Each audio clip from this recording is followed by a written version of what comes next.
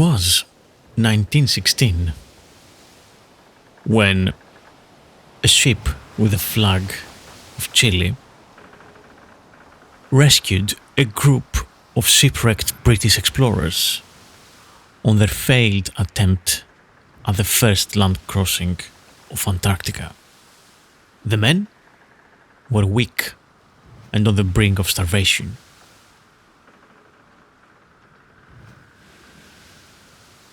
Their only resource of food and survival was gathering limpets with their knives from the rocks and seaweed to eat with a bunch of stewed seal bones. A few hours above the Chilean ship passed, and the crew gave them a full meal. But the men, most of them anyway, fell sick. Their stomachs had become so atrophied from all this misadventure.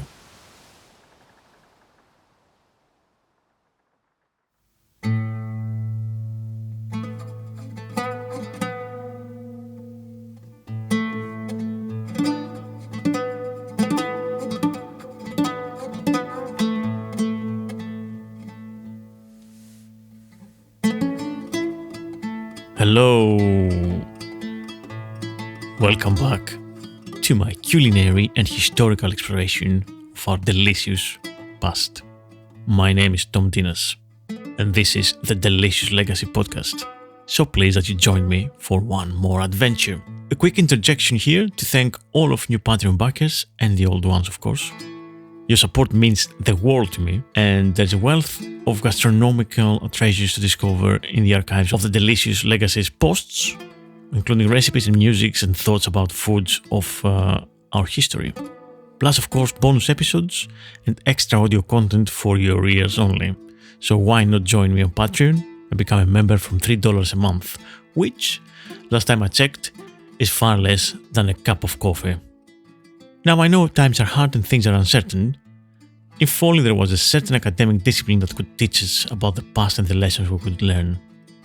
But, since I said many people can't afford to support financially the podcast, and I know that many of you love it, please rate and review it on Apple Podcasts, Spotify, Acast, Pocket Casts, and wherever else you get your podcast from.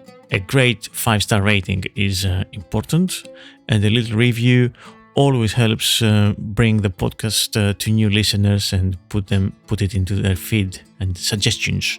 So please, if you can, go to Apple Pods, leave a review, and so on. There are many more ancient adventures to explore together.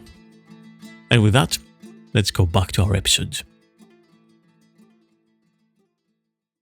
There's a vast uninhabited desert, a huge continental mass that no humans colonized. A desolate, white, freezing cold piece of land with millions of penguins and seals, but no human beings. No permanent settlement by our species, not unless one counts the scientific stations established in the mid of the last century or so. Personally, I don't think I had a desire ever to venture there, nor to the North Pole, the freezing extremities of our planet, with the featureless landscape, never-ending winter nights, and the severe cold sound, well, makes me afraid and shiver. Dark.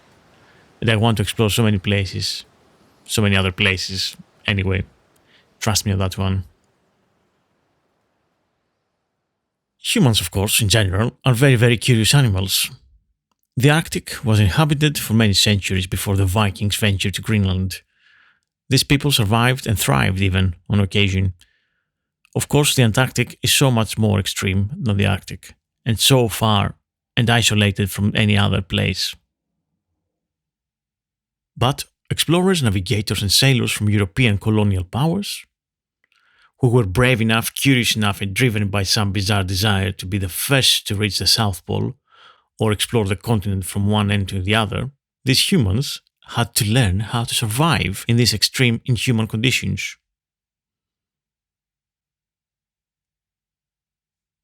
And learn, copy, improvise, and improve from societies and nations who themselves lived in similar conditions up in the North Pole, in the Arctic. These adventurers needed to survive for months, many, many months on end, on ice. Perhaps, of course, without even reaching for outside help. And food, of course, is paramount. So you see, this is where my curiosity picked for these regions. The food, the ingredients, the recipes of the indigenous people of the North Pole, the Inuit and all the tribes that came before the Vikings. Did they even have recipes? How the cooking without wood would happen? Would they find fire? Or indeed, of course, in a ship in the 20th century, far away from land, many, many months on end, if we're talking about the early explorers of the Antarctic. So you see there is an interesting intersection of influences here on the white European explorers, especially when they ran out of their own supplies and had to rely on hunting, or even worse, when they got shipwrecked. What ingenious ways they found to survive the killer cold. What do you eat? How? Where do you find the nutrients that one's body needs? Consuming huge amount of calories to begin with is paramount to combat the cold. Just what do these people eat?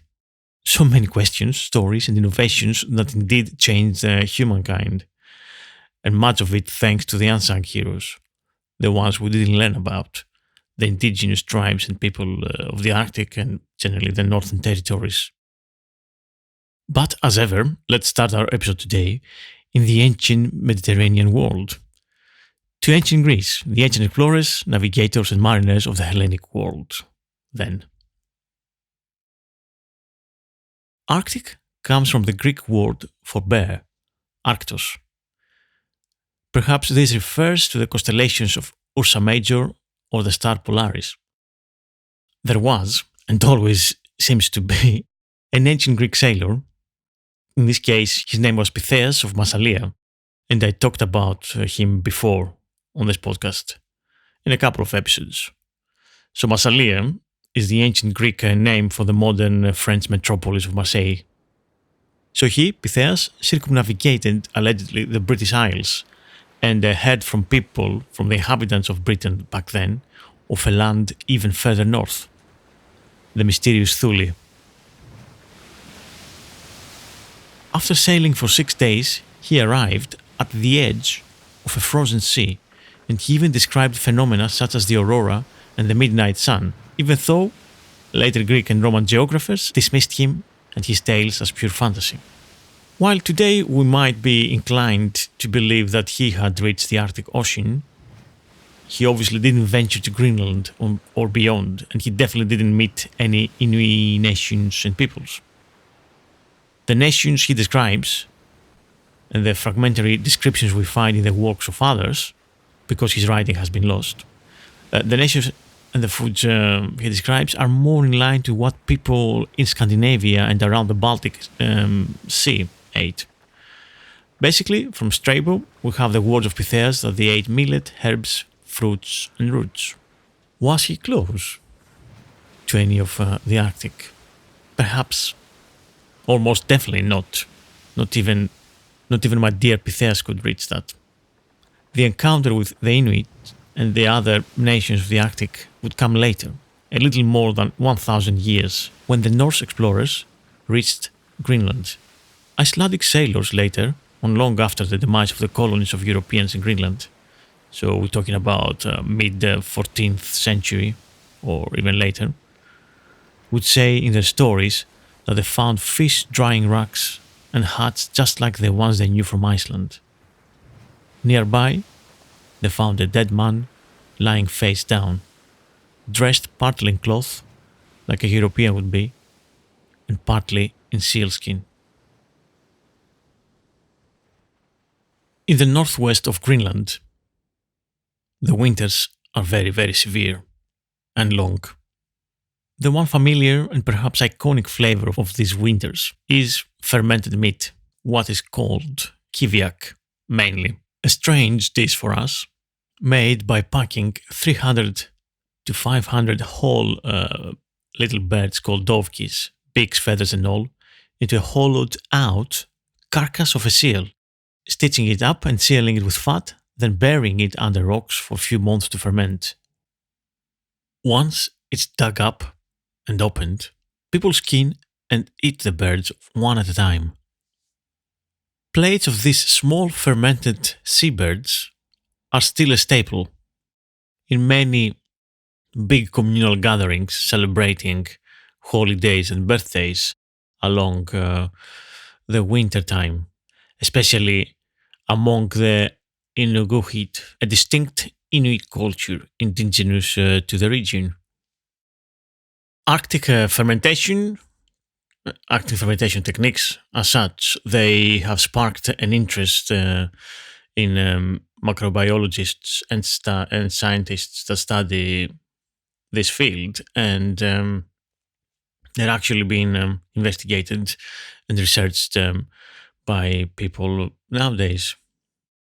If you recall, a few months back, one of the recommendations I had it was an article on Atlas Obscura about Kiviaq and generally food from the Arctic. There's also a YouTube video by a chef adventurer called Mike Keane. I think I posted that online too, about Kiviaq. He's eating it and he's describing the taste of it, which basically, in a sense, is some kind of very strong blue cheese with a salami or Parma ham notes. Of course, this and other techniques and tastes that sound odd and disgusting to many in the West is something that is obviously counterproductive and counter against the movement of fermentation in general, and basically against the example that we've been seeing more and more nowadays of how cultures, especially people on the margins, develop distinct tastes and delicacies, and they use every ounce of product they can find. Dovekies, the birds are very small. They weigh about 150 grams on average. And these tiny birds, they fly millions upon millions and they get caught with giant nets by the locals. So in order to harvest this bounty, because we're talking about 30 to 60 million birds, breeding pairs actually, descend on the rocky shorelines of North Greenland. So in order to harvest this, the locals developed a net made from baleen, sinew, and or seal skin, and suspended from 10-foot rods of driftwood or narwhal tusks. So skilled netters will catch several birds in one swing of that giant net, up to 1,000 little oaks, over a period of 10 hours. And of course, if a whole community comes together and does this, then we're talking about they catch tens of thousands of tiny birds every year. Alone, alone, all alone, alone on a wide, wide sea. Sir Ernest Henry Shackleton. The golden age of Antarctic exploration was the early 20th century. Amundsen, Scott, Shackleton, to name a few of the heroes of the age. And I do not think for a moment we can apprehend the cold, the bleakness, and the vastness of the Antarctic Ocean. The cold, freezing weather, the endless winters, the size of the ice in the Antarctic continent, the rough waters and huge waves of the sea. Just boggles the mind. And of course, even weirder is the obsession and dedication to conquer this desolate frozen desert by a bunch of eccentric British men. Just why? How bad was life at home? What did the wife do to you? We did not enjoy attacking these birds, but our hunger knew no law. They tasted so very good and assisted our recuperation to such an extent that each time we killed one of them, we felt a little less remorseful. Scurvy, the worst enemy of polar expeditions, must be kept off at all costs, and to achieve this, it was my intention to use fresh meat every day. That was written by Roald Amundsen on his South Pole expedition. It was easy to carry out this rule, since everyone, without exception, preferred seal meat to tinned foods. Nearly all expeditions liked fresh seal and penguin better than they did preserved meats, and tinned food, especially meat, was not high in the list. In fact, it was possibly a last resort type of a thing. So even though the explorers sailed with lots of provisions and a lot of tinned food from the UK, it seems like that was the last resort. So in all these explorations, the main source of protein and generally food was fresh meat, which was abundant in the Antarctic waters. Let's not forget that tin food in the early 20th century, it was still in its infancy in a way. Yes, it existed for many decades, but science was still progressing, and obviously things exploded after World War II. Now, talking about Shackleton, a few years ago, I recorded an audiobook of his diaries, and it was endlessly fascinating. His story of his last expedition, which basically it's a tragedy, or actually it was a tragedy turned to a heroic triumph of human spirit and survival, and of course, dogged determination to save all the crew, dogged determination by Shackleton himself. And in the end, after 2 years, which the guys were lost in the Antarctic and having lived on icebergs after the ship sank, and then on a super windy, frozen and rocky island, in 1916 they were rescued. Almost all the crew, aside of 3 who died, but from the other half of the mission, the one crossing the continent from the Ross Sea, and Shackleton wasn't in command of that part of the expedition. So from his side, everyone survived, which is remarkable. Some of you may know the story, but for the ones that you don't know it, if you read about it, it was just mind-boggling. An incredible adventure, I would say, which had some of the most weird food you can imagine. And yeah, you might imagine it with horror, perhaps, if we seeing things with our modern environmental conservation eye. In the end, both hunger and heroism are part and parcel of a polar exploration. Hunger is the best spice. One frequent difficulty in preparing Antarctic wild foods was insufficient seasoning, particularly when the diners were shipwrecked or marooned. A slight variation in flavor now and again is a matter of far greater psychological importance than might at first appear, wrote Thomas Ord Lees in his diary from Ernest Shackleton's endurance expedition, in which the ship was crushed and sank by pack ice. So keen are explorers to obtain these little changes that when hard pressed, it is quite a common thing for them to flavor their food with drugs from the medical outfit, such as peppermint, ginger, citric acid, and so on. Manna from heaven could not have seemed more delicious than lumps of seal or penguin meat made into a hash with a handful of oatmeal, wrote Omane. So, with all these tantalizing little passages, what was on the menu then? How it was cooked, and how was the food perceived or accepted by the sailors and explorers of the 19th and early 20th century? On James Clark Ross's British expedition from 1839 to 1843, penguins were cooked in a soup, which apparently in color and flavor resembled hare soup. Indeed, the sailors called it by that name all the time. Another explorer, Borchgrevink, on penguin meat, he recorded that when served on our wooden table under the name of ptarmigan, it was considerably improved as an edible. Tusquas, which is a species of Arctic and Antarctic birds that nests on the ground, and a tin of concentrated wine yielded coq au vin cooked in the style of terre de lieu. On another expedition, and Amundsen's men referred to seal meat which they ate almost daily as crocodile beef. Terre de lieu is a territory located in the continent of Antarctica, which was claimed by the French, and it stretches nowadays from a portion of the southern ocean coastline all the way inland into the South Pole. Robert F. Scott, meanwhile, wrote in the diary of his last expedition about seal results that were so good that it was not possible to differentiate between these and the best beef results. I told 2 of the party they were beef, and they made no comment until I enlightened them after they had eaten 2 each. Seal meat, steaks, joints, etc., were popular, and instructions on how to use them seem familiar to what one could do with very strong meat. Cut your joints and wash thoroughly.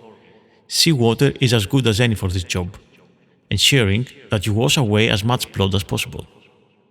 Hang for a couple of days and the meat is then ready to cook. If the seal is an old one, I would suggest that you blanch it prior to cooking. This is done by placing the joint in a pan of cold water and bringing it to boil. Immediately when the water boils, remove the joint and wash off any scum. This method destroys most of the strong smell. If the seal is a young one, then you need not to bother to blanch, as the little smell that there is destroyed by the cooking. That was written by an explorer and scientist in the 50s called Catland. Albert Armitage, the second in command on Scott's Discovery expedition, wrote, "Not a diner in London, Paris or New York enjoyed his meal that night as we did ours." And that was after a dinner of Weddell seal livers, hearts, sweetbreads, kidneys, and undercuts. Scott's Discovery expeditions lasted from 1901 to 1904 and was officially known as the British National Antarctic Expedition, the first official British exploration of the Antarctic. A century earlier, albatross was a favourite dish from the time of Captain Cook's voyage in HMS Endeavour in 1768. Naturalist Joseph Banks, who accompanied Cook, wrote that the albatrosses were so good that everybody commended and ate heartily of them, thought they were fresh pork upon the table.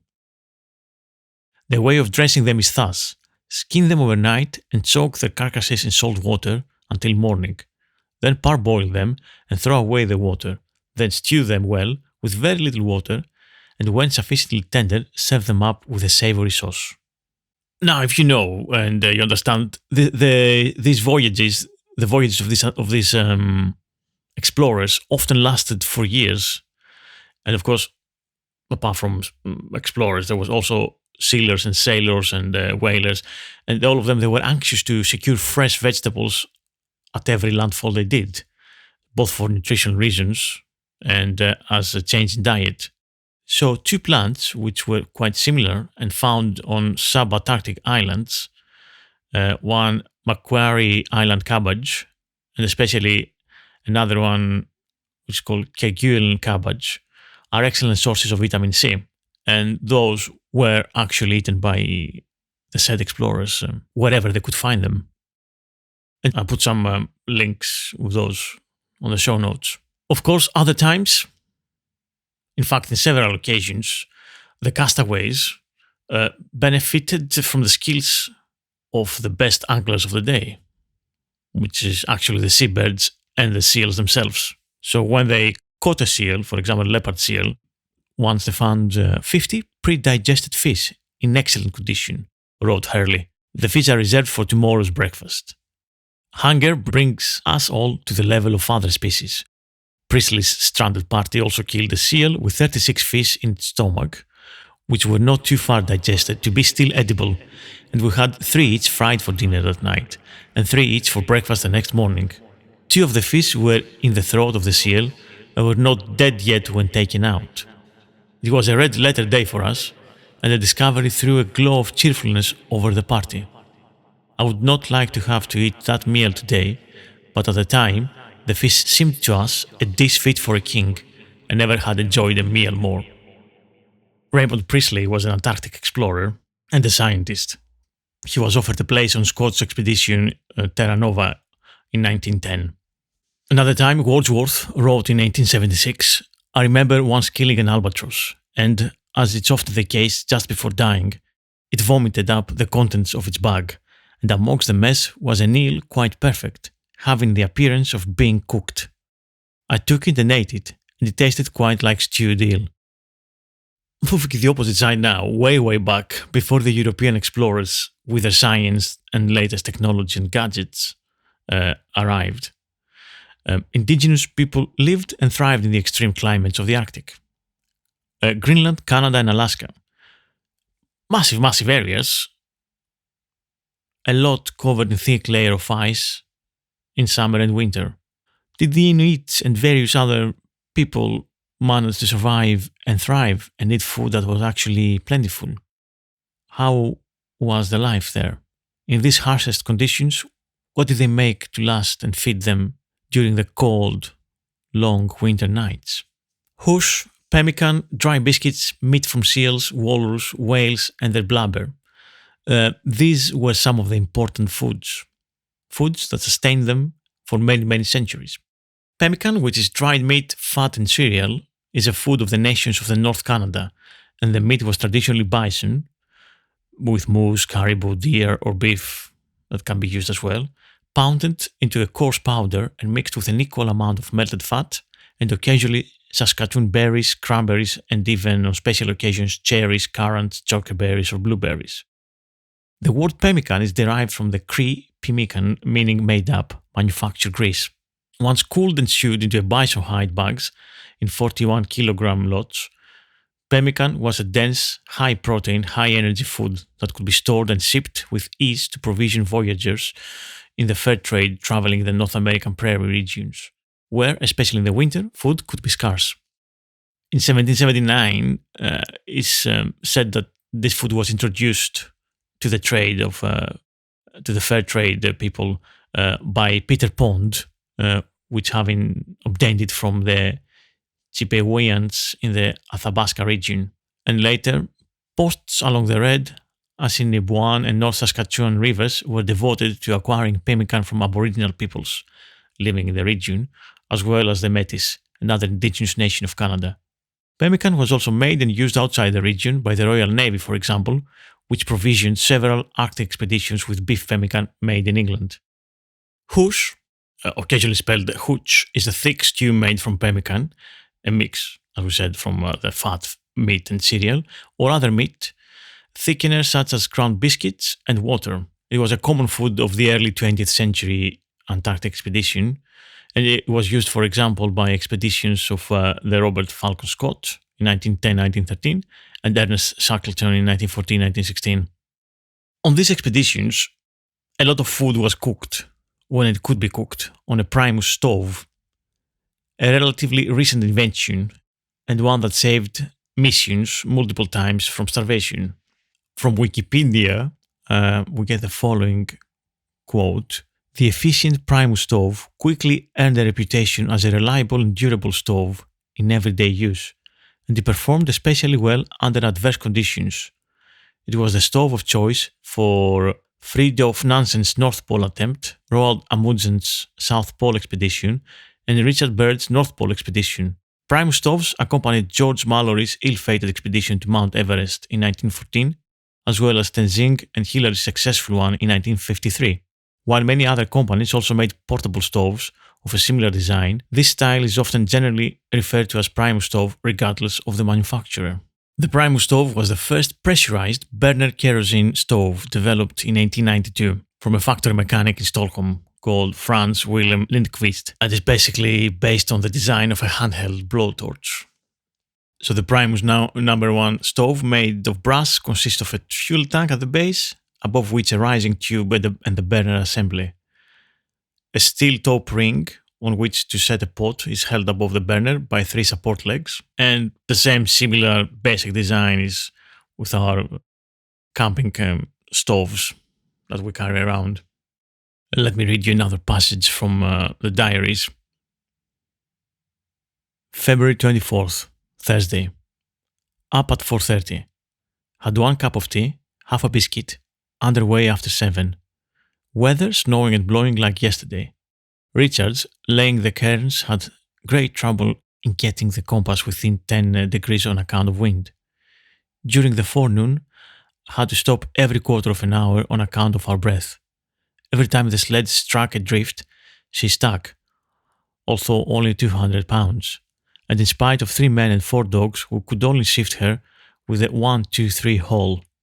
I wonder if this weather will ever clear up. Camped in and exhausted conditions about 12:10. Lunch, half a cup of weak tea and a quarter biscuit, which took over half an hour to make.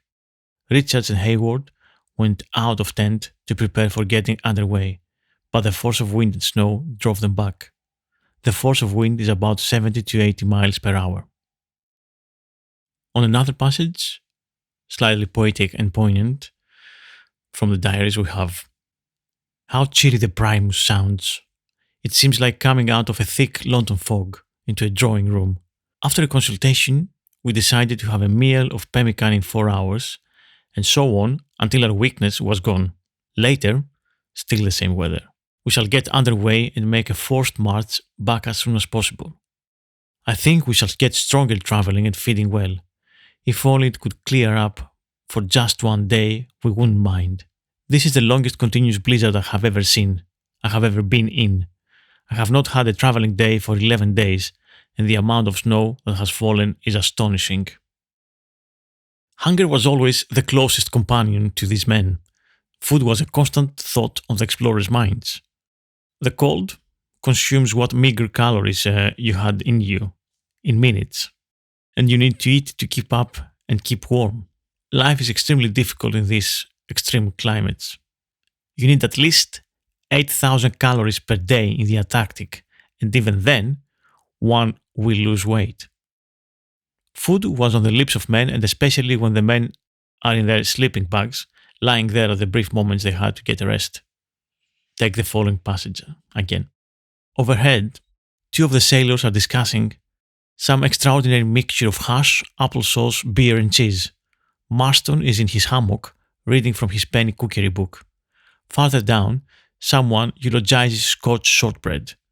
Several of the sailors are talking of spotted dog, sea pie, and Lockhart's with great feeling. Someone mentions nut food, whereupon the conversation becomes general, and we all decide to buy 1 pound's worth of it as soon as we get to civilization, and retire to a country house to eat it undisturbed. At present, we really mean it too. Of course, Hoosh and dried biscuits and pemmican were gonna get you so far. A, there isn't a limitless supply of them, and not there is a limitless supply of tin food when you're in the Antarctic. And dry nuts and dried vegetables to keep a crew of 26 alive for 2 years, as it was the case with Shackleton's expedition. And of course, how much could they carry with them anyway after the ship sank some 14 months into the expedition?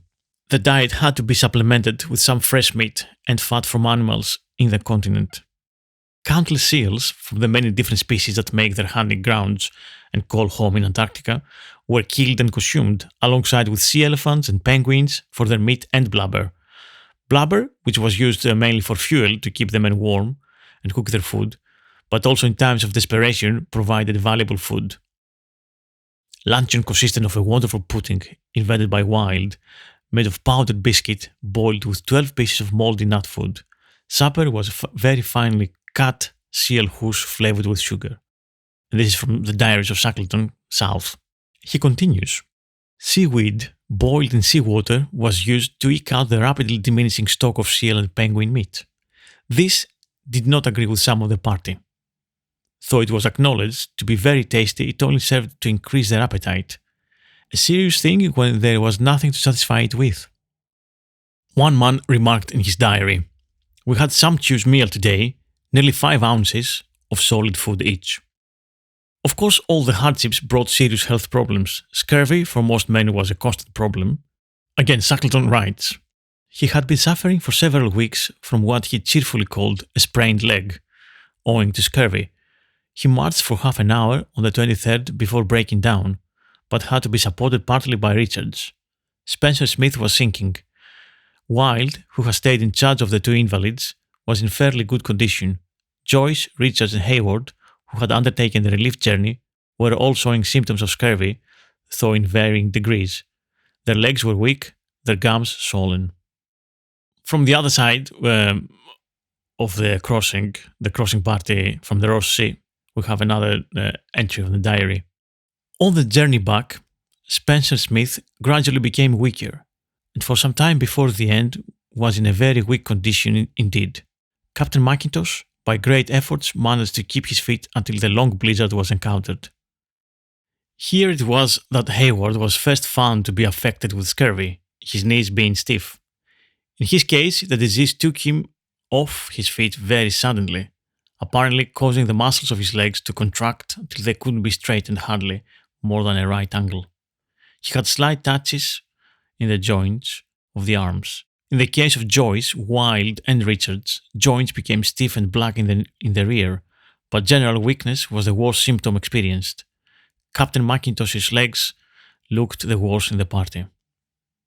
And to top it all up, bouts of intense hunger and weeks of malnutrition were followed by feasts of dried vegetables, tea, chocolate, porridge, seal, and penguins.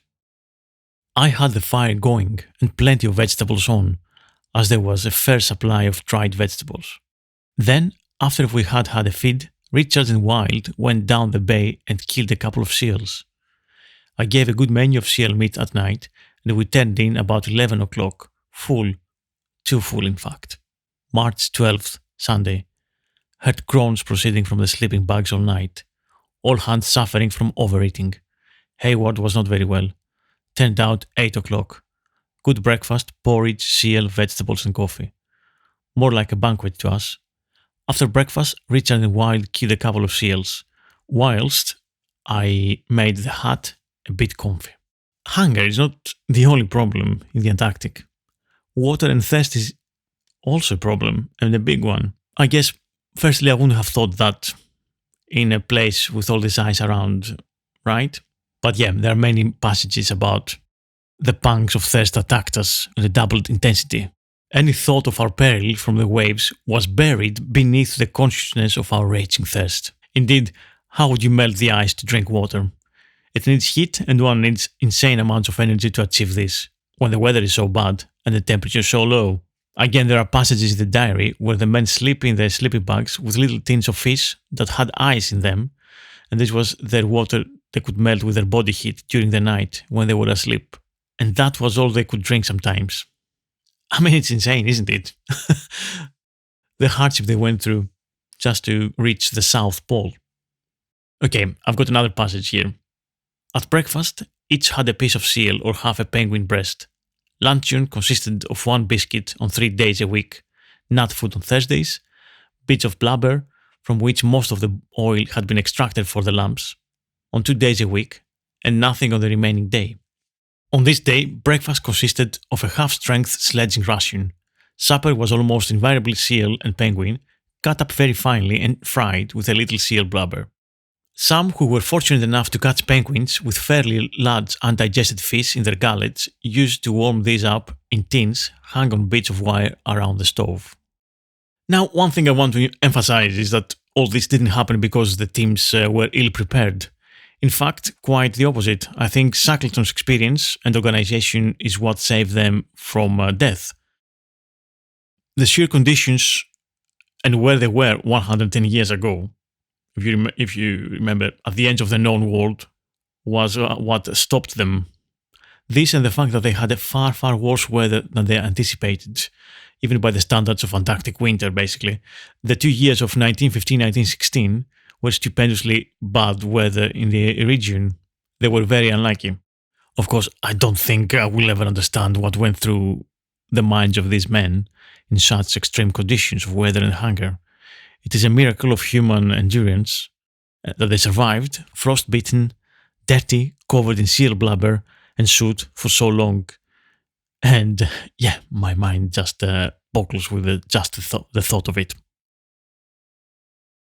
And with this, we've arrived at the end of our short exploration of Antarctic food, my dear listeners.